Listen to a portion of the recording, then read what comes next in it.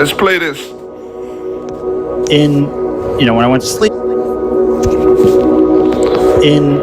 when I went to sleep, I had this crazy, vivid dream. And in the dream, I wake up, or I become aware in this dream, and I'm driving down one of my old neighborhood blocks, and there's a UFO like right up above my car, and it's in a dream, right? And it's like this orange plasma electric pulsing craft, and I'm driving and I can't get away from it, and I'm like super reactive for whatever reason. I'm just trying to get away from it, and I can't. I'm driving, speeding, and trying to get away, and eventually I can't. And like after maybe 2.5 minutes of this in this dream, I wake up out of my dream, and I wake up and it's the afternoon now, and I'm kind of collecting myself. Like that was kind of weird. But then one of my family members walks in the house, and the first thing they say is, "Hey, did you hear about the UFOs in Mexico?"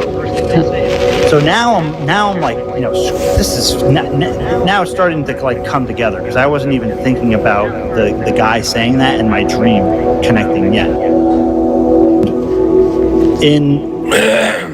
There you go. And in that dream, one of my family members walks in the house, and the first thing they say is, "Hey, did you hear about the UFOs in Mexico?"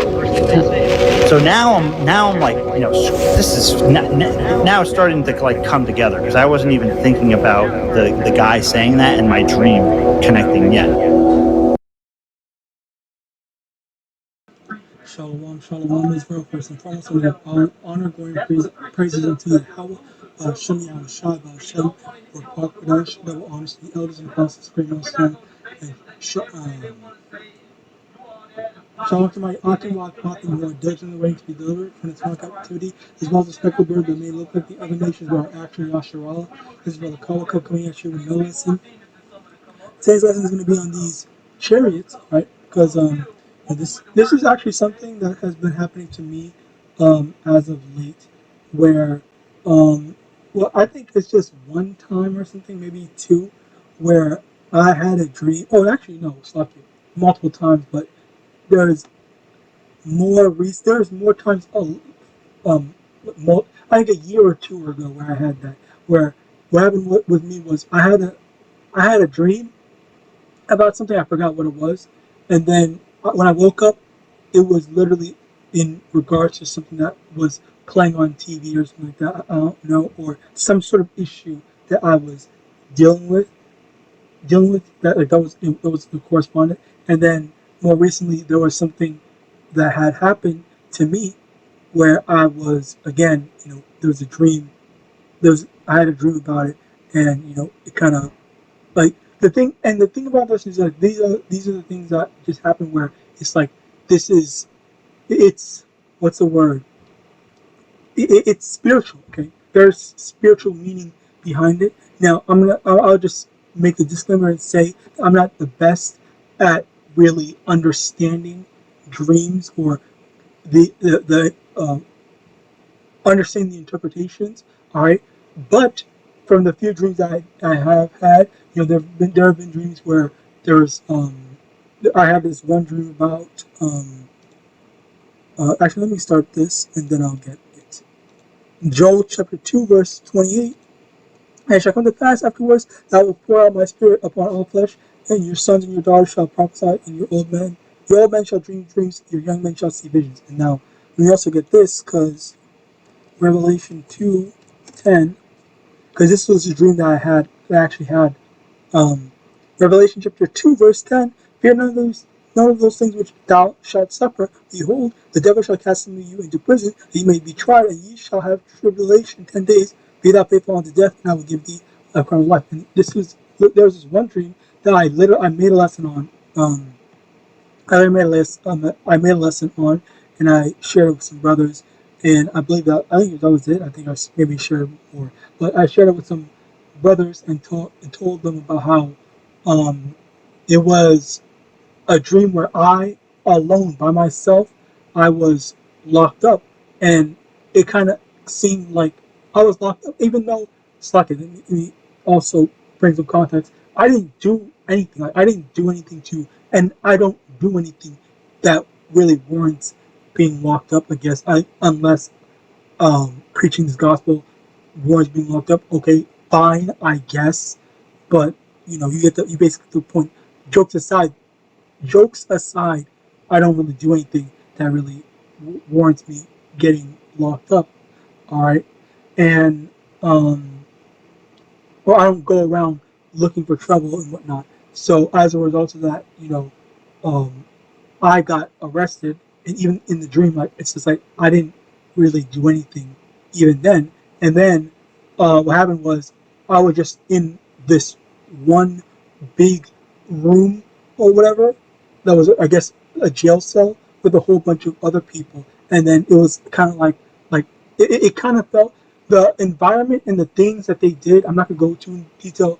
I already had this. I already talked about the dream, but uh, the environment of what happened or what was going on, it was basically like Jacob's trouble, like where the men that was there, because I was not the only man. There was other men in there as well. There were the men that was there was able to abuse their power, just like in normal jail. Whenever you see someone in jail, you see, okay, well, this person is weak. I want to take advantage of this person. I want to do this. I want to do that. Whatever.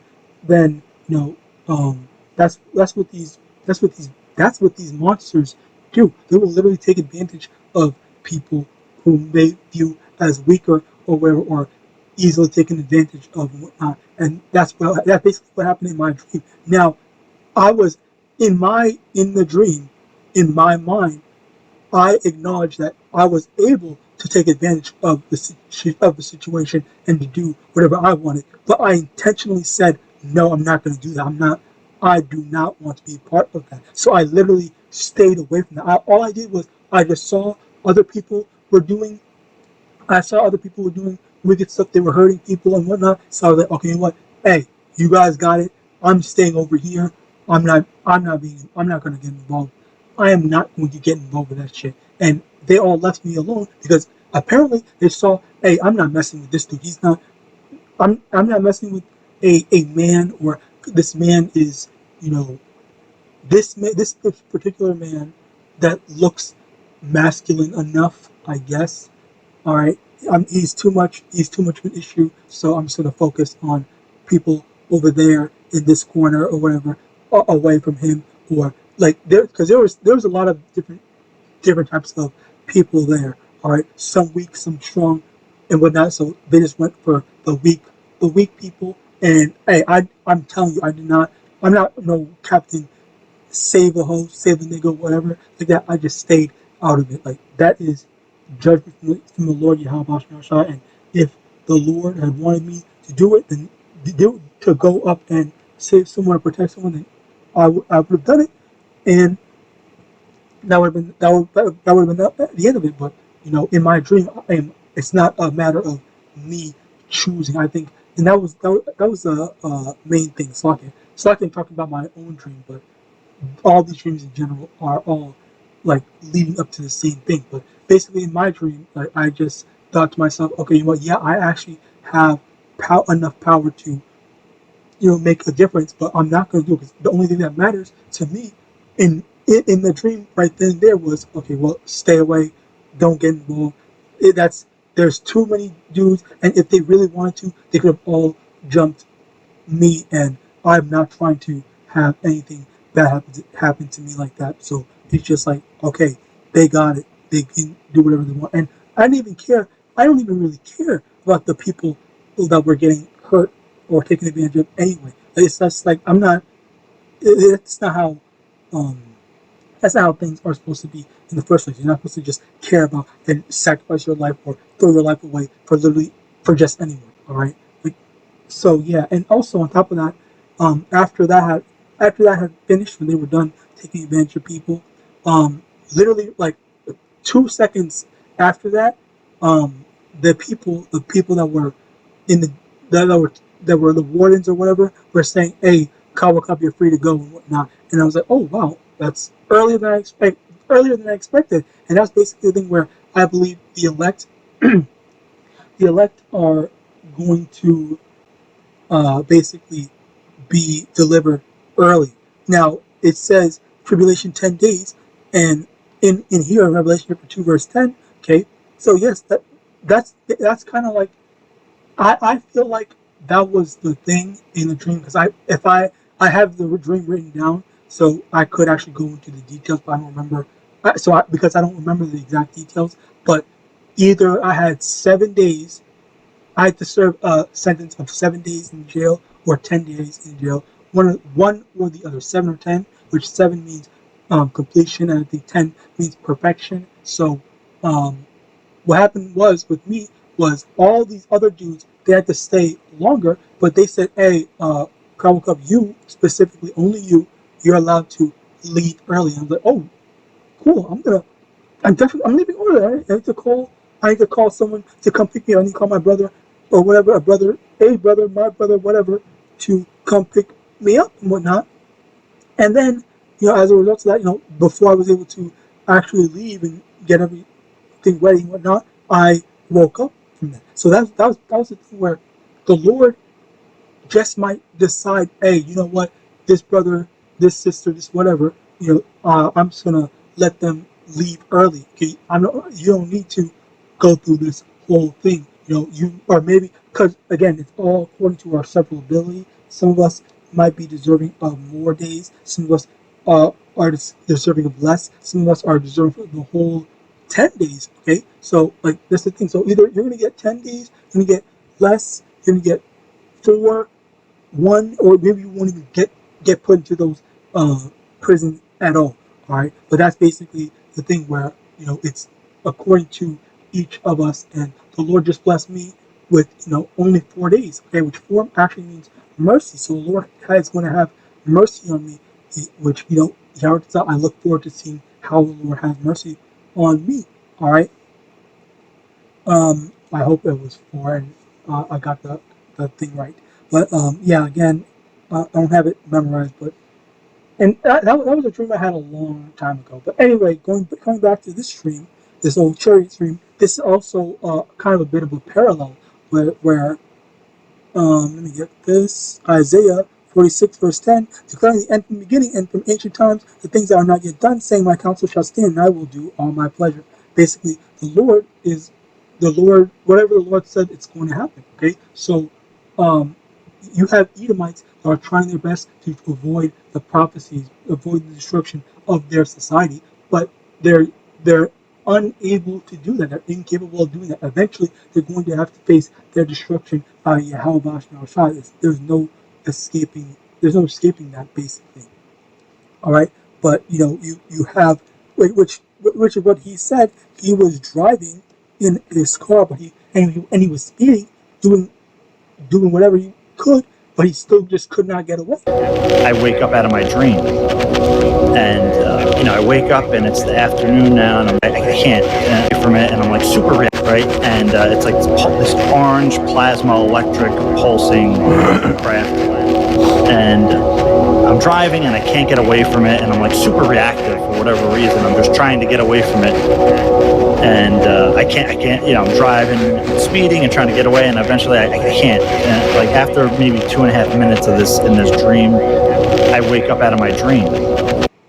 So yeah, he said he was speeding, he was doing whatever he could, being reactive. Okay, like adjusting to whatever the situation demands. He was just like, okay, what? Damn, I have to get away. I have to get away, and doing all this, doing whatever he could, and he was just incapable of doing it. He could not get away, and I guess the thing eventually caught up to him. Right, which that's basically the thing. That's symbolic of the the um the Lord finally catching up to Esau Edom, where Esau Edom is trying his best. As a matter of fact, let's get that. Revelation chapter 2, no, Revelation chapter 12, verse 12. Therefore rejoice, ye heavens, and ye that dwell in them. Woe to the inhabitants of the earth and of the sea, for the devil has come down unto you, having great wrath, because he knoweth that he hath but a short time. Okay, so Esau knows that he has a short time, so he's trying his best to extend his time in rulership. Okay, he's trying his best to avoid the consequences of his action, but he can't. okay, the Lord is going to handle him. The Lord is going to deal with him. The Lord is going to destroy him as a result of that. So yeah, that's where you have, oh yeah, we're trying to speed and trying to do whatever I can. I'm being reactive, and stuff like that. All right, but yet it's impossible for him to escape the Lord's judgment. Romans 13 verse 11, and that knowing the time that now it is high time to awake out of sleep, for now is our salvation nearer than we believed. Okay, so yes, it's now is the time for us to wake up. Okay, it's been in the time, but we see all these different prophecies. We see these different dreams that brothers are. As a matter of fact, this dream, I love this dream. I'm not gonna lie. I'm still holding on to this, but this was one of the best and the happiest dreams that I've heard in a long time. Okay, not because of the thing, but because of the biblical prophecy, the war, all right, and the main major things where we're not gonna have to, we're going to have to, what's it called? What's a word called? Those struggles that we tend to face, okay, it's going to just be because this is the thing you have to understand, that with Isaiah 4:1, the implications for that it's very great. If it, I just need to show you this. Isaiah 65:13. Therefore, thus saith the Lord Yahweh: Behold, my servant shall eat, but ye shall be hungry. Behold, my servant shall drink, but ye shall be thirsty. Behold, my servant shall rejoice, but ye shall be ashamed. Now, implications for Isaiah 4:1, where it says, let me get this. Isaiah 4:1, and in that day 7 women shall take hold of one man, saying, we will eat our own bread and wear our own apparel. Only let us be called by thy name to take away our reproach. Where the thing here is how number one, the men, the amount of men is going to substantially decrease. All right. Now, with that being said, on top of that, the additional thing is that it's not going to be as easy, quote unquote, to to get by. All right. So what will happen is, and when I say easy, Slovakia, when I say easy, I mean easy in the sense of I don't know how to say it, but it's like the main issue is just going to be having a man in your life to protect you, and that's basically the number one thing. Where women right now, they feel empowered to say, "Oh, I'm an independent woman," and stuff like that, and I don't need no man. But the issue stems from like when lawlessness comes into play, right? What's going to happen is that there's going to be just a bunch of uh, demonic men that's going to want to take advantage of the situation. Even though yes, the amount of men that is going to diminish, there are the thing you have to understand is that the men that are are present to make sure that no issues or no men are protecting women from other men. That's basically what's going on right now. And because a lot of those men that are just there, because like no man is just going to go out and if they're smart, he's not going to just go out randomly and try to take a woman and whatnot. So the thing about this is that even generally, because I showed a video where this one Edomite chick was being stalked by a Jake, all right, and then randomly, what happened was she saw this Edomite dude. She went near him. She didn't know him, but that was an example of how women are just being protected just from the mere presence of a man. Where she could have called the cops, and cops may or may not have done something, but then um, on the flip side of it, where if where as the presence of men significantly diminishes, all right, there's going to be an over reliance on just okay. Well, I need my husband to take care of me. I need my father, my brother, my whatever to take care of me and stuff like that. Where as a woman, because either the 911 services are not are inoperable, Slakia, because that's also something that's going to come, or um, And as a result of that, there's going to be martial law, lawlessness, and all these different things where, all that comfort that I am used to, all right, that's all down the drain because, the natural order of things, quote unquote, is is gone. The natural order of Esau's kingdom is gone, or the protection of Esau's kingdom, which allows women to do whatever they want, is going to be gone. So as a result of that, that's where these women, Isaiah 41, is such a major thing. Where when we see this happen, when we see that happening, and that's when we know, like, okay, we're just that much closer. And then next, we're going to need to implement all these other stuff, like the MOTB, the family of the word, and all these different types of stuff. All right, but yes, this is one of the main, like, definitive things that shows us, like, okay, you know what, this is going to be bad, of course, but at the same time, um, Isaiah 65 and 13, the Lord's going to take care of his servants. The servants are going to have food. The servants are going to have all these different things they're going to be taken care of, whereas everyone else, they're going to be facing judgment. All right. So yeah, um, 2 Measures chapter 9, verse 1, he answered me then and said, measure thou the time diligently in itself, and once thou seest far signs past, which I have told thee before, then shalt thou understand that it's the very same time wherein the highest will begin to visit the world which he made. And that's another thing where we're supposed to be looking at these signs. And that's why I said Isaiah 41 is such an important prophecy, because that's one of the things that I see where it's so easily defined that we know that we're just going to be either the Lord's either going to protect us or help us or put us through certain trials and tribulations. But at the same time, it is it's a part of the major prophecies where, we're certain of us are going to be taken care of, and you're going to have these women that are going to be looking to find a way to be a part of it. And even with this, Jake, okay, I'll link this. I'm not gonna link this. I'm gonna link the one that brother um uploaded, because he goes into other stuff that is just irrelevant to actually sharing it. So there's also a community post where I shared the actual brother's video.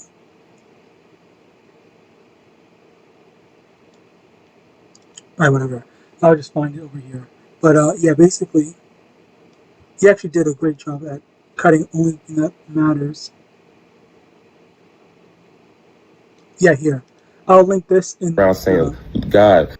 I'll link this in the thing. I think it's 8 minutes. He's talking for 8 minutes, even though his original video is what, 30 minutes. So yeah. So the only thing that matters is the 8 minute part that's in this video. I will link this in the description, so you may watch it yourself and get the actual things that's relevant to us. All right. So yeah, that's basically it. I pray this lesson was edifying. I finished everything. First Corinthians 1 verse 25, because the foolishness of Yahweh is wiser than men, and the weakness of Yahweh is stronger than men. That's basically the thing where, Esau will try to fight against the Lord, but he can't, because he's going to lose. Alright? So that's why, the chariots was like, okay, this is just it's going to overtake the dude. Alright? So with that, I pray this lesson was edifying. I want to give all honor, glory, and praise unto Yahawah, Ba'ashem, Yahawashi, Ba'ashem, Rakwakadash, double honors to the elders and apostles of our son, one ball, and shalom.